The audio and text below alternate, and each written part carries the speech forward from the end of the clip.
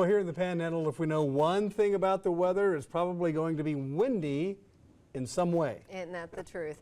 In this edition of Under the Weather, First Alert meteorologist Kevin Selly visits the American Windmill Museum and explains how vital the wind is to our community. With a good north wind at your back, it's just under 2 hours to the American Windmill Museum in Lubbock.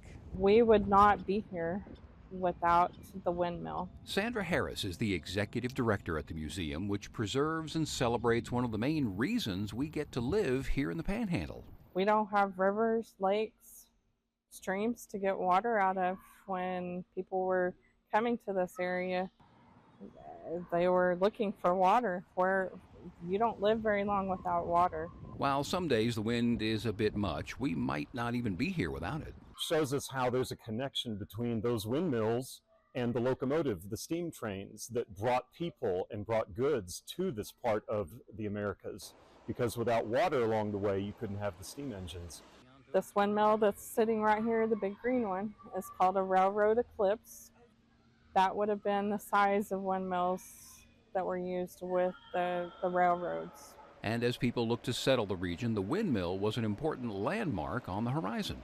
You came here from Amarillo. You probably noticed there's a community every 20 to 30 miles, all the way between Lubbock and Amarillo, south of here too. That's where the windmills came. That's where the steam engine train stopped, so people would get off. There was water, so they knew they could live there. Building windmills and communities in the middle of nowhere wasn't cheap. The iron turbine that we have here in the room is the first all-metal wheel that was developed. Very expensive. It, at that time, was $145, and you could buy a house for that then. In September, the museum is hosting the International Windmillers Trade Fair.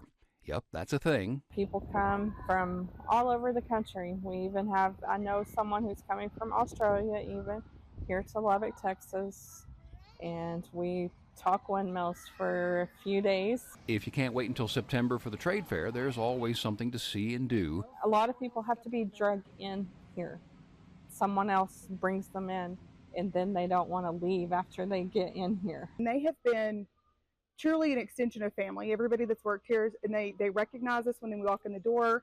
How we doing? How are the twins? And they're just fabulous. Donovan Kaufman brings his grandkids here just about every Friday. Well, right now they're just shy of 4 and just shy of 2, and we just try to find something to do. And believe it or not, this is their favorite place in Lubbock. That's what's happening under the windy weather. I'm Kevin Selly for News Channel 10.